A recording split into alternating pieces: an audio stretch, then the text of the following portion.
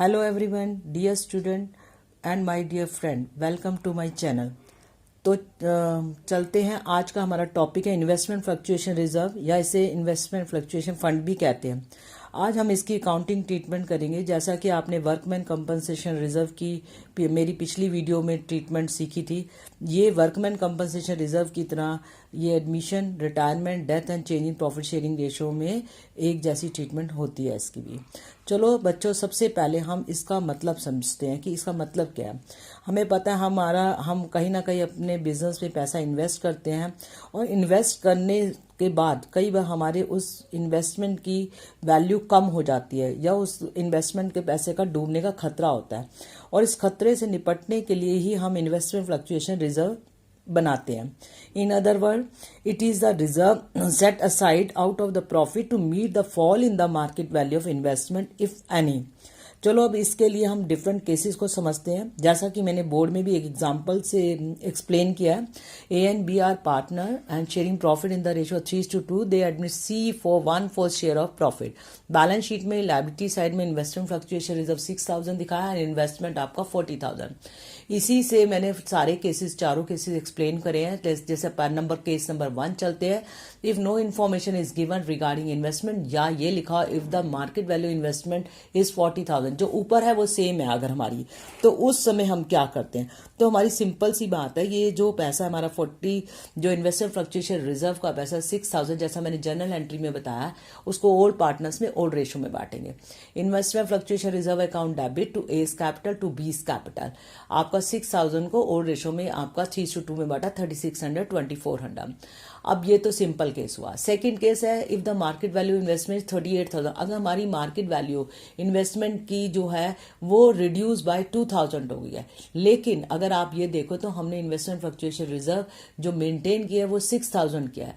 तो एक्चुअल अगर हम लॉस देखें तो 6,000 जो 40 माइनस 38 का, ये 2,000 का लॉस हुआ, और 6,000 के अंदर से अगर हम 2,000 लेस करते फिर भी 4,000 हमारे पास अभी बचा हुआ है।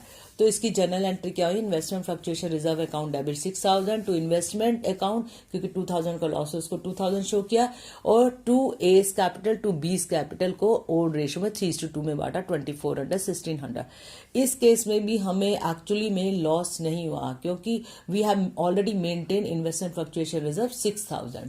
अब केस नंबर 3 पे चलते हैं बेटा। If the market value investment is 32,000, जबकि ऊपर इन्वेस्टमेंट एसेट्स में दिखाइए 40,000, इसका मतलब हमारा जो लॉस हुआ, इसमें जो इन्वेस्टमेंट की वैल्यू हमारी फॉल हुई वो 8,000 की हुई। अब इसके अंदर जो हमें एक्चुअल में लॉस हो रहा है, क्योंकि हमारा मार्केट वैल्यू इन्वेस्टमेंट की 8,000 से कम हो रही है, और हमारा जो इन्वेस्टमेंट फ्लक्चुएशन रिजर्व मेंटेन किया गया है वो 6,000।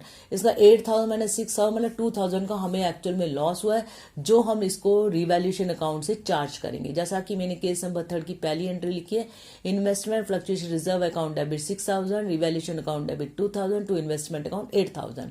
अब इसको रिवैल्यूएशन से हमने चार्ज करके दिखाया। सेकंड एंट्री के इसी लॉस को हम पार्टनर्स कैपिटल में ट्रांसफर करेंगे, A's capital account debit, B's capital account debit to revaluation account. इसको भी ओल्ड रेशो में हम लोग बांटेंगे 3:2, 1200, 800, और वो हमारा 2,000 है। अब केस नंबर हम 4 पे चलते हैं।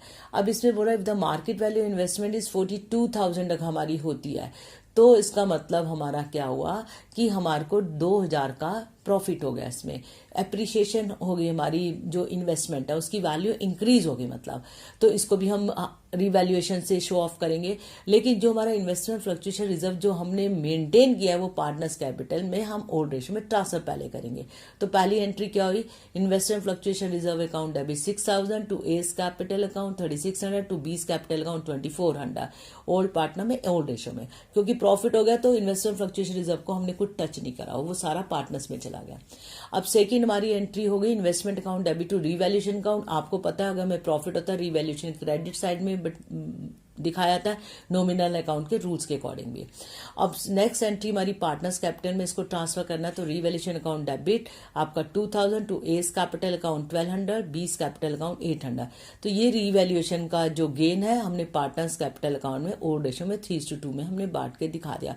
तो इस तरीके से आपने देखा कि इन्वेस्टमेंट फ्लक्चुएशन रिजर्व की ये आपके चारों केसेस हैं, इसको अच्छे से आपने समझना है, देखना है। मुझे लगता है कि आप सब स्टूडेंट को जो मैंने ये चीज़ें समझाई हैं वो समझ आ गई।